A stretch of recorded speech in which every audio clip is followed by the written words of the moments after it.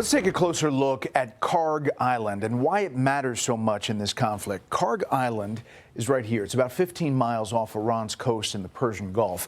It may be small. It's actually about a third the size of Manhattan, but it plays a key role in global energy supplies. Why is that? Well, this island is the primary oil export hub for Iran. Roughly 90% of the country's crude exports move through the terminals here. It has storage capacity of roughly 30 million barrels, which is more than $3 billion at recent market prices. So that makes Kharg a really critical economic lifeline and a high-value target, with CENTCOM striking more than 90 military targets on this little island in mid-March alone, and we're seeing more of those strikes today. In fact, as you look at the island, the U.S. struck more than 50 military targets on Kharg early this morning. Look at this map. You've got a radar site that was struck, also an air defense complex, a hovercraft base. Those are all strikes today. They didn't include oil infrastructure.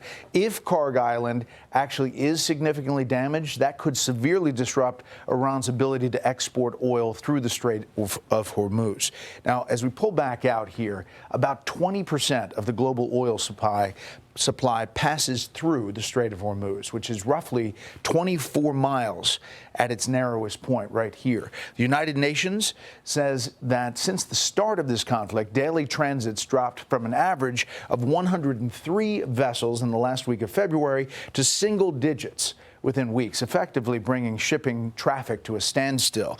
And with the advance and the average price of gas here in the U.S., it's climbing to $4.14 a gallon. Today, J.P. Morgan is warning that the national average risks exceeding $5 a gallon if the strait remains effectively closed by mid-April. We're coming up on that. That would be the highest level for gas since June of 22. But it's also matters for fertilizer. About a third of the world's fertilizer traded by sea passes through the strait. Countries in the region account for 13% of global exports of nitrogen, 9% of phosphate fertilizer nutrients. And as we head into planting season, the Agriculture Secretary, Brooke Rollins, insists the U.S. is prepared.